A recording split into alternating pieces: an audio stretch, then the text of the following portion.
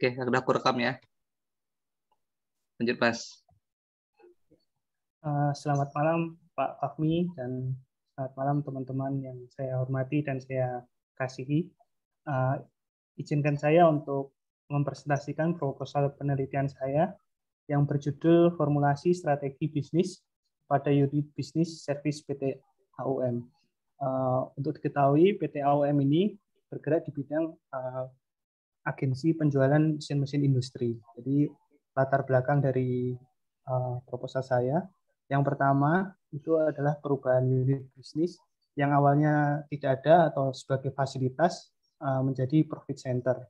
Kemudian didukung dengan beberapa hal yang lain, yaitu permintaan yang semakin bertambah, kemudian pasar yang semakin luas, dan ada faktor lain yaitu adanya pandemi COVID-19 yang membuat tenaga ahli dari luar susah masuk ke Indonesia. Yang sebelumnya untuk after sales itu langsung dilakukan oleh prinsipal. Gitu. Kemudian rumusan masalah adalah bagaimana perubahan strategi bisnis yang akan dilakukan oleh unit bisnis service PT AUM. Kemudian tujuan penelitiannya adalah merumuskan pengaruh perubahan strategi bisnis yang akan dilakukan oleh unit bisnis service PT AUM. Kemudian manfaat penelitian dua, yang pertama adalah sebagai akademisi menjadi salah satu sumber informasi bagi penelitian selanjutnya. Kemudian untuk manfaat untuk perusahaan yaitu sebagai bahan pertimbangan untuk PT AUM dalam melakukan perubahan strategi bisnis unit bisnis service. Kemudian tinjauan pustakanya saya ambil dari Yunus 2016 untuk menjelaskan manajemen strategi, yaitu manajemen strategi ini berkaitan dengan proses yang sedang berjalan atau ongoing proses, yaitu analisis, keputusan, dan tindakan.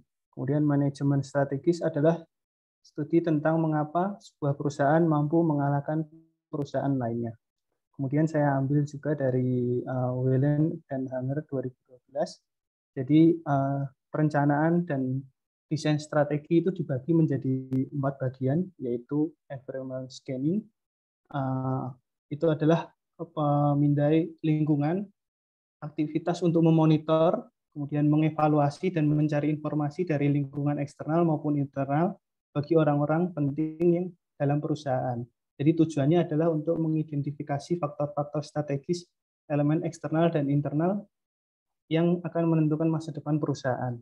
Kemudian yang kedua adalah strategi formulasi, yaitu adalah perumusan strategi, adalah pengembangan rencana jangka panjang untuk merespon kesempatan dan ancaman pada lingkungan bisnis berdasarkan kekuatan dan kelemahan perusahaan. Perumusan strategi meliputi penentuan misi perusahaan, penentuan tujuan-tujuan yang dapat dicapai, kemudian pengembangan strategi dan penetapan pedoman kebijakan. Kemudian elemen yang ketiga yaitu strategi implementasi, yaitu proses pelaksanaan strategi dan kebijakan yang dikemas dalam serangkaian aksi melalui pengembangan program, anggaran, dan prosedur. Jadi proses ini dapat melalui perubahan budaya, struktur, atau sistem manajerial keseluruhan organisasi. Dan yang terakhir, evaluasi dan kontrol, yaitu proses ini berfungsi untuk mengevaluasi serta memberikan pengawasan atas rencana strategik yang dijalankan, serta pada proses ini dapat diketahui kelemahan atas rencana strategik dan yang implementasinya mendorong keseluruhan proses untuk dimulai kembali. Kemudian dari David 2011, jadi merumuskan kerangka kerja, merumuskan strategi menjadi 3 tahap. Yang pertama yaitu tahap 1, tahap input, itu berisikan matriks EV, kemudian matriks CPM, kemudian matriks IV. Kemudian tahap kedua adalah tahap pencocokan, yaitu kita menggunakan matriks SWOT, matriks SPACE, kemudian matriks BCG, matriks IE, dan matriks grand strategi. Kemudian tahap ketiga adalah tahap keputusan. Kita menggunakan KSPM. Jadi tahap pertama ini pengambilan data atau input state itu untuk meringkas informasi input dasar yang diperlukan untuk merumuskan strategi. Kemudian tahap kedua itu pencocokan atau matching stage. Jadi memfokuskan pada menghasilkan strategi alternatif dengan memadukan faktor-faktor internal dan eksternal. Kemudian tahap ketiga, yaitu keputusan atau decision stage, itu untuk mengungkap daya tarik relatif dari strategi alternatif yang telah disusun. Kemudian penelitian terdahulu, ini saya ambil 3 contoh.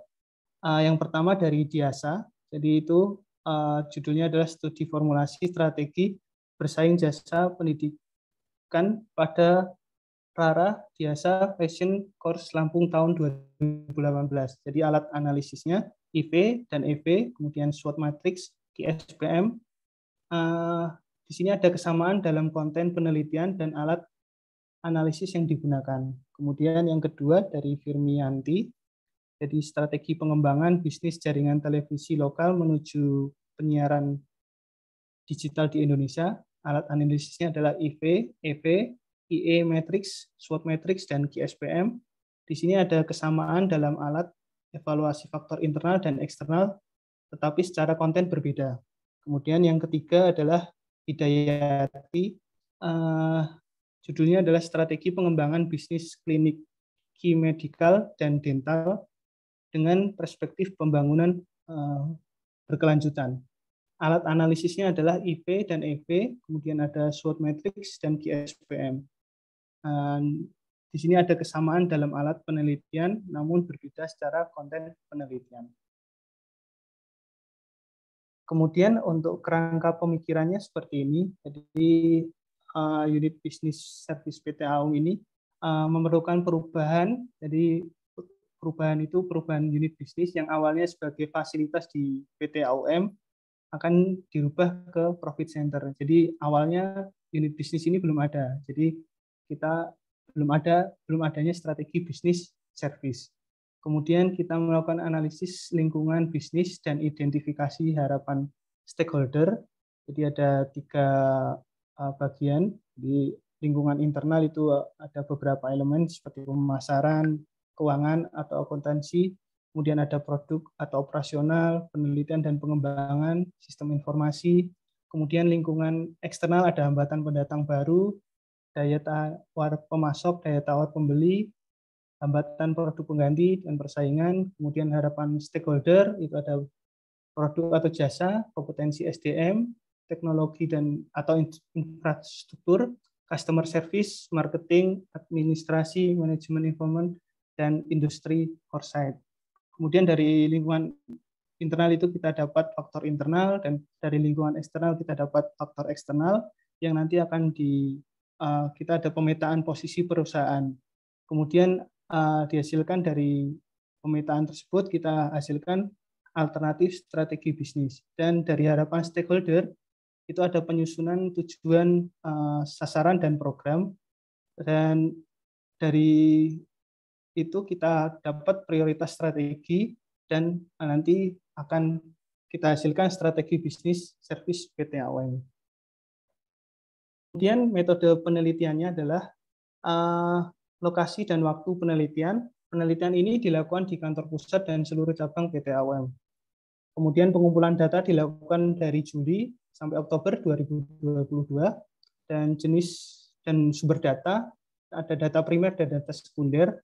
Data primer diperoleh melalui wawancara dengan pemangku kepentingan yang terlibat dalam penyusunan strategi bisnis service di PT AUM serta menggunakan instrumen kuesioner. Kemudian teknik pengambilan data ini ada 2, yaitu menggunakan metode kualitatif dan kuantitatif. Ini daftar pustaka yang saya ambil, ada beberapa. Kemudian mungkin itu saja yang bisa saya sampaikan. Kurang lebihnya saya mohon maaf. Terima kasih. Waktu dan layar saya kembalikan.